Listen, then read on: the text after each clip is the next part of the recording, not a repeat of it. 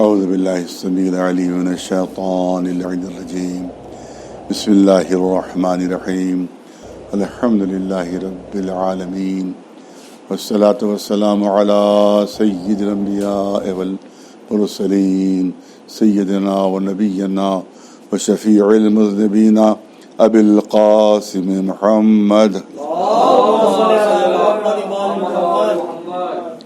وأهل بيته الطيبين الطاهرين المعصومين.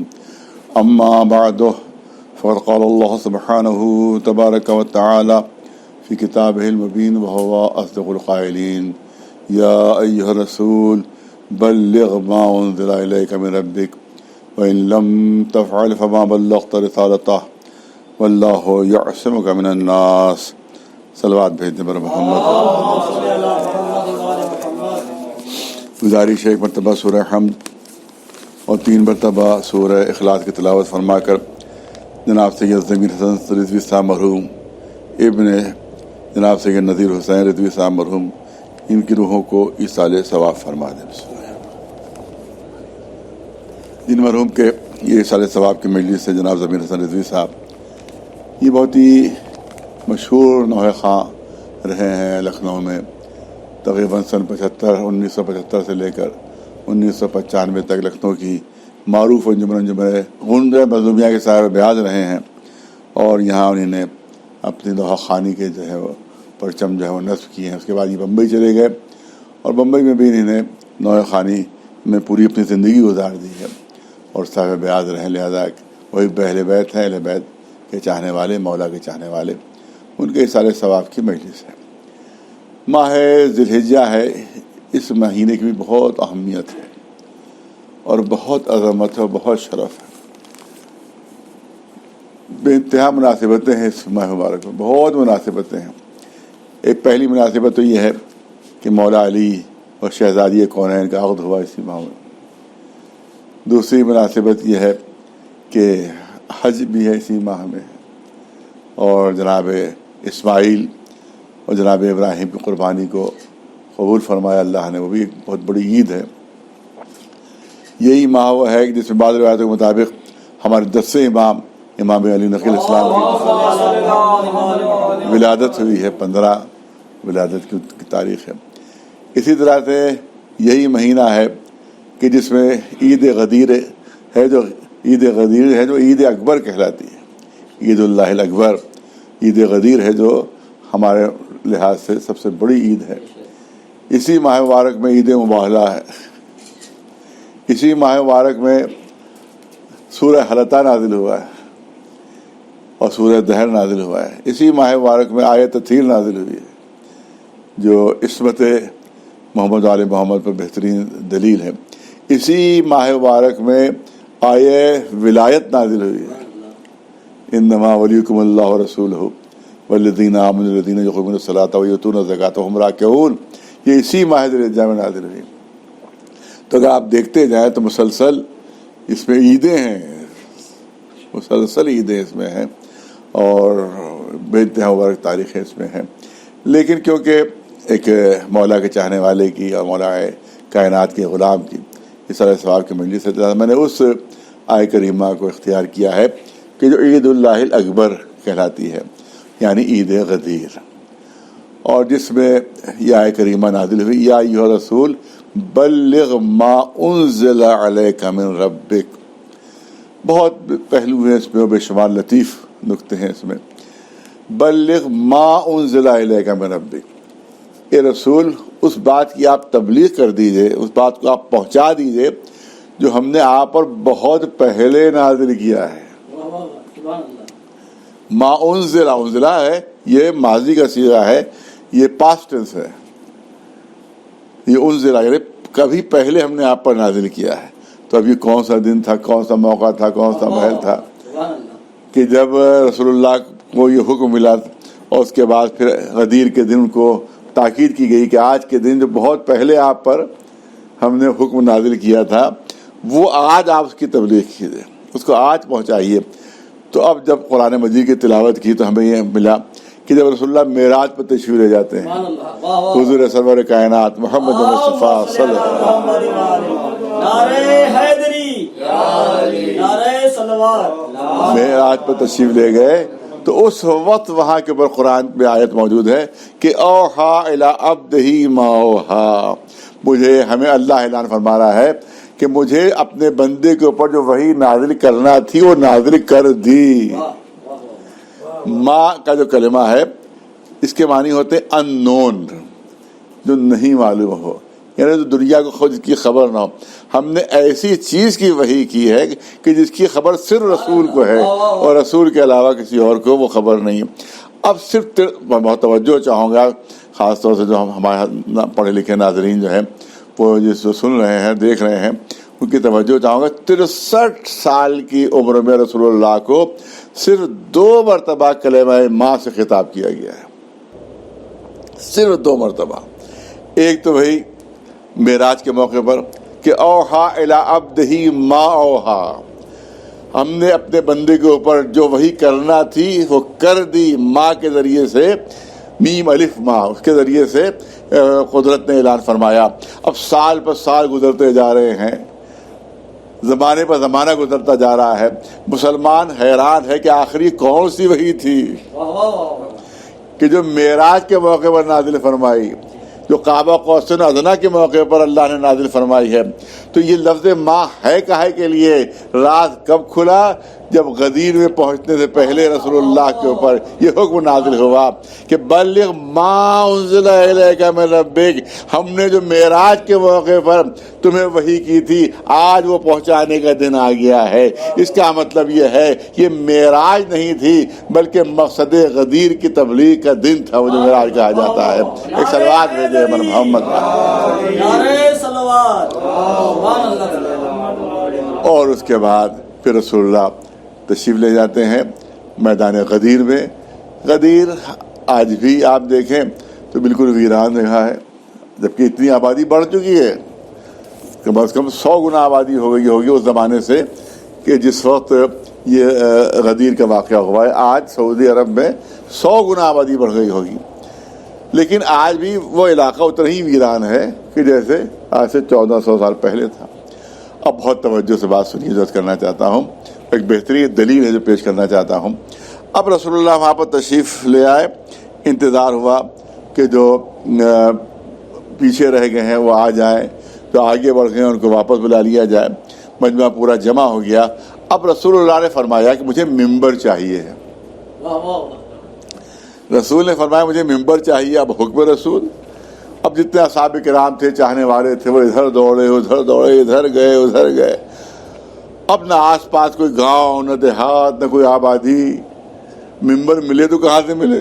ارے کوئی آس پاس کوئی مسجد ہوتی تو وہاں سے ممبر جو ہے دستیاب ہو جاتا، کوئی آبادی ہوتی تو دستیاب ہو جاتا۔ اب جب پورا ڈھونڈ کے تھک ہار کے رسول کی خدمت میں آئے، اے اللہ کے رسول ہم تو ممبر کا انتظام نہیں کر سکے، ہم تو ممبر کا اہتمام نہیں کر سکے۔ اب سمجھ میں نہیں آتا اب رسول اللہ کو کیا، ظاہر ہے کہ وہی کے رہنے والے تھے، بہت زیادہ فاصلہ بھی نہیں مدینے سے، رسول اللہ کو کیا خود معاملہ معلوم نہیں تھا کہ آس پاس کوئی آبادی نہیں ہے؟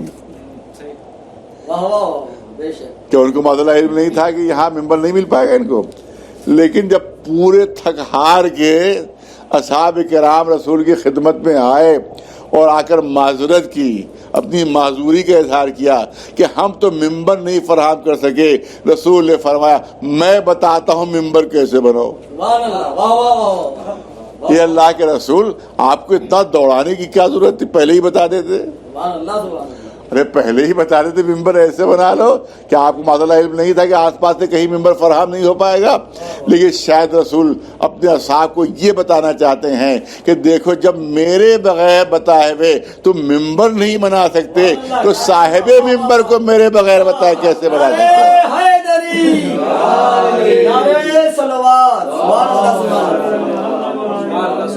اور اس کے بعد وہ خطبہ غدیر ہے، اس کے بعد غدیر میں مولائیت کا اعلان ہے، اور اس کے بعد جو ہے اب تمام اہل سنت احمد ابن حنبل، امام احمد، کیونکہ یہ ہو سکتا ہے اور لوگ بھی سنیں دوسرے مذہب کے لوگ بھی، تو امام احمد ابن حنبل یہ بہت بڑی شخصیت ہے مسلمانوں کے، اور جو 4 امام ہیں اہل سنت کے، امام وہ امام کہتے رہتا اس کو ہم بھی احترام میں امام کہہ رہے ہیں ان کو، امام ابو حنیفہ، امام شافعی، امام مالک اور امام حنبل، امام احمد بن حنبل۔ اس وقت سعودی عرب کا جو سرکاری مسلک ہے وہ حنبلی مسلک ہے، اور اس وقت لاکھوں لاکھ لوگ آج بھی ان کے ماننے والے موجود، جس طرح امام ابو حنیفہ کے، اسی طرح سے امام احمد ابن حنبل۔ ان کی بہت مشہور کتاب مسند امام احمد ابن حنبل، جس میں ان کا دعویٰ یہ ہے کہ میں نے ساری صحیح حدیثیں اس میں جمع کر دی ہیں۔ خود انہی نے دعویٰ فرمایا ہے کہ میں نے ساری صحیح حدیثیں اس میں جمع کر دی ہیں۔ اور اس میں ایک حدیث سن لیجیے آپ، غدیر کا تذکرہ پورا انہی نے فرمایا ہے۔ اس میں جو کہا جاتا تھا غدیر شیعوں کا گڑھا ہوا ہے، تو اگر شیعوں کا گڑھا ہوا ہے تو امام احمد بن حنبل تو آپ کے امام ہیں، ہمارے امام تھوڑی ہیں۔ اگر گڑھا ہوا ہے تو یہ آپ کے امام اپنی کتاب میں کیوں لکھ رہے ہیں؟ امام، پھر میں دوہرا دوں، امام احمد ابن حنبل نے اپنی کتاب مسند احمد ابن حنبل میں پورا واقعہ غدیر کا تحریر فرمایا آپ نے۔ اور اس کے بعد آخر میں جو آپ نے جملے لکھے ہیں کہ حضرت عمر جو ہے وہ جاتے ہیں حضرت علی کی خدمت میں اور مبارکباد دیتے ہیں، مبارکباد دیتے، اور جملے لکھے جو مبارکباد دیتے ہیں، اس کے جملے لکھے کہ بخن بخن لکا یبن ابی طالب اصبحت مولایا و مولا کل مومن و مومنہ، مبارک ہو اے ابو طالب کے بیٹے، آپ میرے مولا بھی ہو گئے اور ہر مومن و مومنہ کے مولا ہو گئے۔ ایک صلوات بھیج دے بلند آواز۔ نعرہ حیدری، صلوات محمد وآل محمد۔ یہ ہے امام احمد ابن حنبل کی روایت ہے کہ جو مسلمانوں کے بہت بڑے عالم، آج بھی لاکھوں لاکھ لوگ، میں نے کہا سعودی عرب کا سرکاری مسلک جو ہے وہ، اور چاہے اس پر عمل کرتے ہو چاہے نہ کرتے ہو، لیکن سرکاری طور پر ان کا مسلک جو ہے وہ حنبلی مسلک ہے، اور اس میں انہوں نے اپنی کتاب میں تحریر فرمایا۔ اب یہاں کے اوپر ایک بحث و گفتگو ہوتی ہے، اور وہ بحث و گفتگو یہ ہوتی ہے کہ مولا کے معنی کیا ہے۔ میں نے اس لیے پورا زحمت دی کیونکہ بحث ہوتی ہے مولا کے معنی کیا ہے۔ کہ مولا کے معنی صاحب تو 27 معنی ہے، کسی نے کہا 25 معنی ہے، کسی نے کتنے معنی ہے۔ مولا کے معنی جو ہے صاحب آقا کے بھی ہیں، اور مولا کے معنی عجیب بات ہے، مولا کے معنی آقا کے بھی ہیں اور مولا کے معنی غلام کے بھی ہیں۔ یہ عجیب عربی زبان کی خصوصیت ہے کہ ایک ہی لفظ ہے، اس کے بالکل برعکس معنی ہے۔ آقا کی بھی معنی ہے، مالک کی بھی معنی ہے، غلام کی بھی معنی ہے، مددگار کی بھی معنی ہے، بھائی کی بھی معنی ہے، ہمسائے کی بھی معنی ہے، پتہ نہیں کتنے اس کے معنی ہے۔ اب یہی مسلمان بہانہ بنا لیتے کہ ارے پتہ نہیں کس معنی میں مولا کہا ہے، کس معنی میں مولا کہا ہے، لہذا مولا کے معنی دوست کے بھی ہیں، لہذا دوست کہا گیا علی میں، جس کا میں دوست ہوں اس کے علی دوست۔ لہذا دوستی کے معنی میں یہ ہے، یہاں تک کہ میں نے خود دیکھا ندوے کے جو عالم گزرے ہیں، مولانا علی میاں ندوی، انہیں جو رسول اللہ کے اوپر جو کتاب سیرت پر تحریر فرمائی ہے، اس پہ بھی انہوں نے کہا، جو کہتے ہیں کہ صاحب غدیر جھوٹ ہے، میں ان کے لیے کہہ رہا ہوں کہ شیعوں کا گڑھا ہوا واقعہ، ان کے لیے کہہ رہا ہوں کہ علامہ علی میاں ندوی، مولانا ابو الحسن علی ندوی، جو ندوے کے جو سرپرست رہے ہیں، وہاں کے ریکٹر جس کو کہتے ہیں وہ رہے ہیں، انہی نے اپنی کتاب جو سیرت رسول اللہ پر تحریر فرمائی، انہوں نے کہا غدیر کا واقعہ صحیح ہے۔ علی میاں ندوی سن لے، جو بھی سننا چاہتے ہو سن لے کہ انہوں نے اپنی کتاب میں تحریر فرمایا کہ غدیر کا واقعہ صحیح ہے، اور من کنت مولا ہو فعلی مولا، یہ رسول نے فرمایا ہے، فرمائی کہ کہیں، مگر اس کے بعد وہ پھر دامن بچانے لیے کہتے ہیں کہ وہ معنی نہیں ہے مولا کے جو شیعہ لیتے ہیں، حاکم کے معنی نہیں ہے، سرپرست کے معنی نہیں ہے، بلکہ دوست کے معنی ہے، کہ جس کا میں دوست ہوں اس کے علی بھی دوست ہیں۔ اب میں آپ کے سامنے عرض کروں کہ سوال یہ ہوتا ہے کہ یہ دوست رسول اللہ کے علی ابھی بنے ہیں یا پہلے سے تھے؟ مددگار ابھی بنے کہ پہلے سے تھے؟ بھائی ابھی بنے یا پہلے سے تھے؟ معلوم پہلے سے بھائی بھی تھے، پہلے سے دوست بھی تھے، پہلے سے مددگار بھی تھے، کوئی نئی چیز تو تھی نہیں، سبھی کو معلوم تھا۔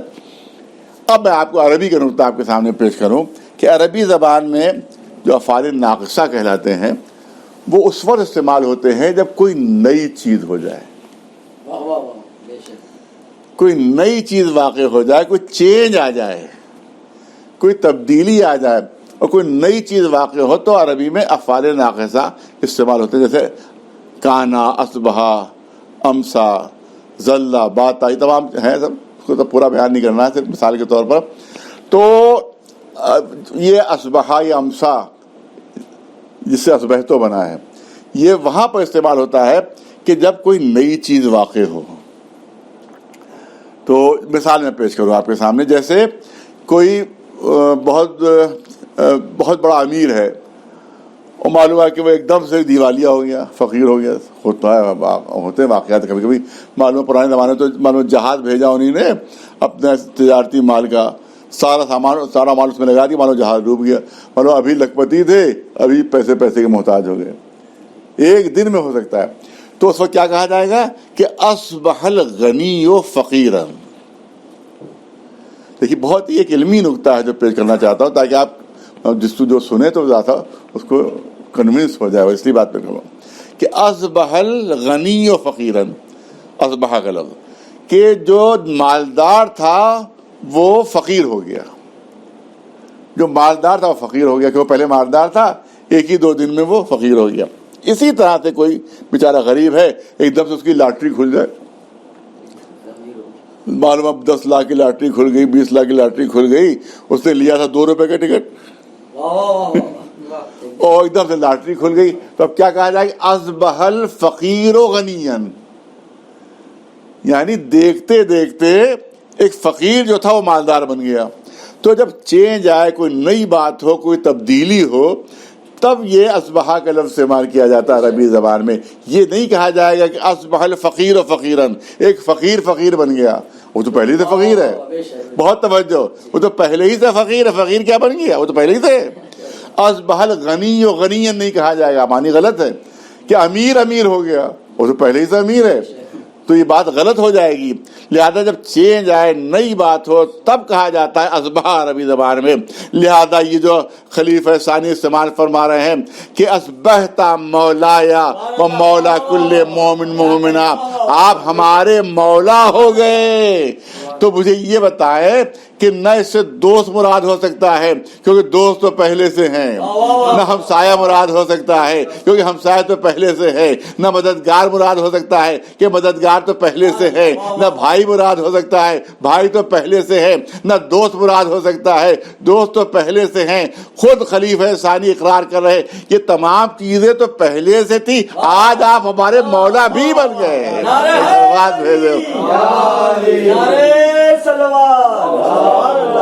آج ہمارے حاکم بھی بن گئے، آج ہمارے مولا بھی بن گئے.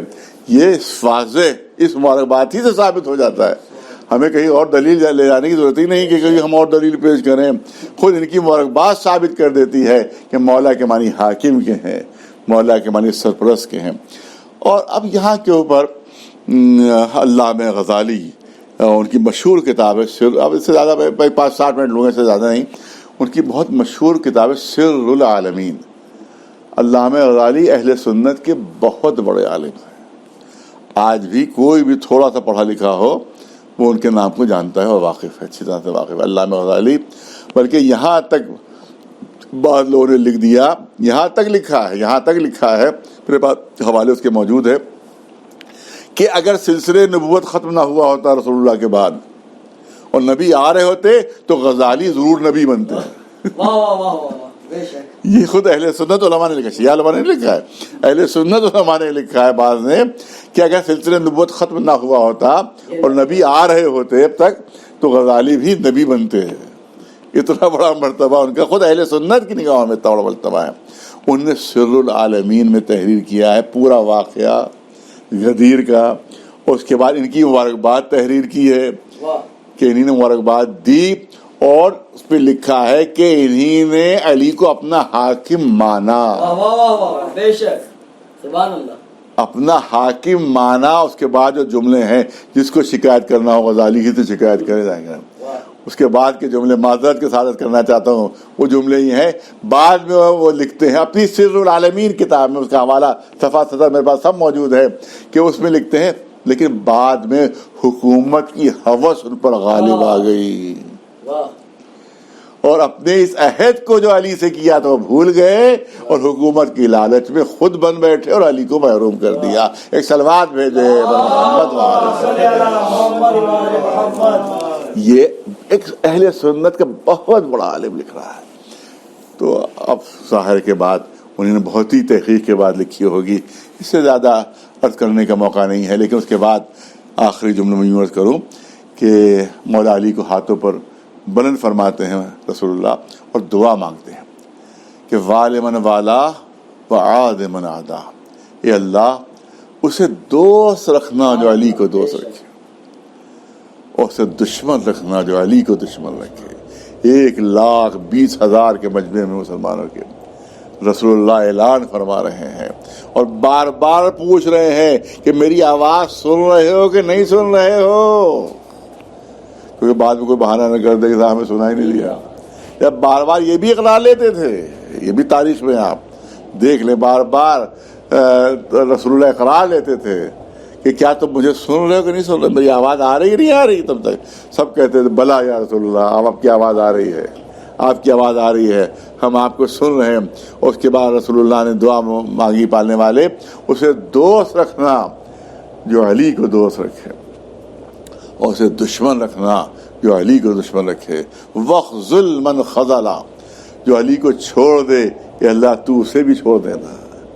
وَانْصُرْ مَنْ نَصَرَ, اور جو علی کی مدد کرے کہ اللہ تو بھی اس کے مددگار بن جانا, تو بھی اس کا مددگار بن جانا. یہ ہے رسول اللہ کی دعا, اور جو 1,20,000 کے مجمع میں مانگی. لیکن اس کے بعد ادھر رسول کی آنکھ ظاہری طور پر بند ہوئی, مسلمانوں کی آنکھیں بدل گئیں, مسلمانوں کا انداز بدل گیا. اس کے بعد کوئی اہل بیت کی شخصیت ایسی نہیں کہ جس پر مسلمانوں نے ظلم نہ کیا. کبھی شہزادی کے دروازے پر آگ ہے, شہزادی فریاد کر رہی ہیں کہ اس گھر میں تو میرے چھوٹے چھوٹے بچے, اس گھر میں تو حسن و حسین ہیں, کیا بچوں سمیت گھر کو جلا دو گے؟ آنے والوں نے کہا کہ ہاں ہم بچوں سمیت گھر کو جلا کر راکھ کر دیں گے. دروازے میں آگ لگائی گئی, دروازہ توڑا گیا, شہزادی دیوار و در کے درمیان آئیں, پسلیاں ٹوٹ گئی. جناب محسن کی شہادت ہو گئی, اور پسلیاں اس طرح سے ٹوٹی تھیں کہ جب غسل دیتے وقت علی کی نظر پڑی تو علی جیسا صابر, کائنات میں علی جیسا صابر نہیں ملے گا کوئی. لیکن اس کے منہ سے چیخیں نکل گئی, فریادیں نکل گئی. سلمان فارسی گھبرا گئے. جب غسل مکمل ہوا قدموں پر سر رکھ دیا, اے علی, اے آقا, آپ جیسا صابر, اور چیخ وہ مار مار کر رو رہا تھا. کیا بات ہو گئی؟ کہ مجھے فاطمہ نے نہیں بتایا تھا کہ پسلیاں کتنی ٹوٹ گئی. میری جو نظر پڑی پہلی مرتبہ میں نے دیکھا تو مجھے اندازہ ہوا کہ پسلیاں کتنی ٹوٹی. اس کے بعد دنیا نے منظر دیکھا, ایک سازش کے تحت ابن ملجم کو راضی کیا جاتا ہے اور اس کی ضربت مولا کے سر پر لگتی ہے. مولا مسلح کے اوپر تڑپ رہے ہیں, بے چین ہیں, اور دنیا دیکھ رہی ہے کہ ایسا رحیم و کریم مولا اس طرح سے ظلم کے ساتھ دنیا سے رخصت ہوا. پھر دنیا نے دیکھا کہ امام حسن کو زہر دیا جا رہا ہے اور جگر کے ٹکڑے دشت میں گر رہے ہیں. کیا حالت ہوئی ہوگی امام حسین کی کہ جب انہوں نے منظر دیکھا ہوگا کہ امام حسن کے جگر کے ٹکڑے دشت میں گر رہے ہیں. ارے بھائی کے زانو کے اوپر بھائی نے دم توڑ دیا. اے آقا حسن, آپ کو مبارک ہو, کم از کم آپ کا بھائی تو موجود ہے کہ جس نے اپنے زانو پر آپ کا سر رکھ لیا. آ کر کربلا کا منظر دیکھا, آپ کا بھائی حسین تیروں کے بستر پر ہے, زمین تک جسم نہیں پہنچ رہا ہے, ملون شبراتا ہے اپنا نجس پیر حسین کے جسم پر رکھتا ہے آہستہ آہستہ سارے تیر جسم کے پار ہو جاتے ہیں، اس ملعون کا خنجر چلتا ہے۔ حسین دنیا سے رخصت ہوئے، کائنات میں اندھیرا ہوا، کسی منادی نے آواز دی، الا قتل الحسین بکربلا، الا ذبح الحسین بکربلا۔ بس آخری جملے عزاداروں، اب ظلم کی انتہا یہ ہے کہ اسیروں کو اسیر کر کے اس طرف سے لے جایا گیا کہ جہاں یہ بے کفن لاشیں پڑے ہوئے۔ تاریخ کہتی ہے کہ جیسے ہی بیمار امام کی توجہ ان بے کفن لاشوں کی طرف ہوئی، جیسے ہی نظر پڑی چہرے کا رنگ زرد ہو گیا، بدن پر تھر تھری پڑ گئی۔ جناب زینب جیسی بہادر خاتون بھی گھبرا گئی، اے بیٹا تمہارا یہ کیا حال ہو رہا ہے؟ ایسا لگتا ہے کہ تمہاری روح جسم سے نکل جائے گی۔ امام نے فریاد کی، اے پھوپھی اماں آپ دیکھ رہی ہیں کہ ان ظالموں نے اپنی نجس لاشوں کو دفن کر دیا، مگر میرا باپ، میرا بھائی، میرا چچا اسی طرح سے بے غسل کفن پڑے ہوئے۔ یہاں پہ ایک نفسیاتی نقطہ بیان کر کے اپنی بات مکمل کر رہا ہوں۔ آپ دیکھیں کہ جناب زینب خاتون ہے، چوتھے امام مرد ہے، مرد کا دل زیادہ مضبوط ہوتا ہے، خاتون کا دل کمزور ہوتا ہے، لیکن لاشوں پر نظر پڑ کے جو حالت چوتھے امام کی ہوئی وہ حالت تاریخ میں جناب زینب کی نہیں ملی ہے۔ جو چوتھے امام کی حالت ہوئی کہ لگتا تھا کہ روح نکل جائے گی، لگتا تھا کہ ابھی دنیا سے رخصت ہو جائیں گے، جناب زینب پر تو یہ حالت طاری نہیں ہوئی۔ لوگ کہیں گے بھئی یہ کیا بات ہوئی؟ تو میں عرض کروں گا یہ اس لیے ہوا کہ جناب زینب دن بھر لاشیں آتے دیکھ رہی تھیں، کبھی قاسم کا لاشا، کبھی علی اکبر کا لاشا، تو ساری لاشیں پہلے دیکھ چکی تھیں، لیکن بیمار امام صبح سے بے ہوش تھا، ابھی تک کوئی لاش دیکھ ہی نہیں تھی، لیکن جب اونٹ کی بلندی سے ایک ساتھ 72 لاشوں پر نظر پڑی تو لگتا تھا روح نکل جائے گی، لگتا تھا کہ جان نکل جائے گی۔ جناب زینب چاہتی تھی کہ اس بیمار کی توجہ تھوڑی دیر کے لیے اس بے کفن لاشوں سے ہٹ جائے۔ عزادارو یہ بتائیے کہ مظلوم زینب، بے کس زینب کون سا طریقہ اختیار کرے کہ بیمار کی توجہ تھوڑی دیر کے لیے ان بے کفن لاشوں سے ہٹے؟ تو صرف ایک طریقہ سمجھ میں آیا، اور طریقہ کیا تھا عزاداروں؟ وہ طریقہ یہ تھا کہ جناب زینب نے ہم کو اونٹ کی بلندی سے کربلا کی زمین پر گرا دیا تاکہ بیمار کی توجہ لاشوں سے ہٹ کر میری طرف ہو جائے۔ عزاداروں بیمار کی توجہ تو ہٹی، لیکن شہزادی کو کتنی اذیت برداشت کرنا پڑی۔ ایک تو اتنی بلندی سے نیچے آنا، وہ بھی اس عالم میں کہ ہاتھ پسے گردن سے بندھے ہوئے تھے۔ تاریخ کہتی ہے شہزادی زینب سر کے بھل کربلا کی زمین پر گری، بیویاں فریاد کر رہی تھی مگر کوئی مددگار نہیں تھا۔ سيعلم الذين ظلموا أي منقلب ينقلبون ألا لعنة الله على القوم الظالمين۔ گزارش ایک مرتبہ سورہ حمد اور 3 مرتبہ سورہ اخلاص کی تلاوت فرما کر مرحوم سید ضمیر حسن رضوی صاحب، ابن سید نذیر حسین رضوی صاحب، صاحب بیان جملہ وجہ مظلومیہ، مرحوم سید چھبن حسین صاحب، ابن سید مرتضیٰ حسین صاحب کے روح کو بھی اور جملہ مومن مومنات کی روح کو بھی صلی ثواب فرمائے۔ حضرت مختار فیڈریشن کی جانب سے یہ مجلس منعقد ہوئی ہے، لہذا ہماری دعا ان کے ارکان کے لیے بھی ہے کہ پالنے والے ان کو دینی اور دنیاوی دونوں نعمتوں سے نواز بحق محمد و آل محمد۔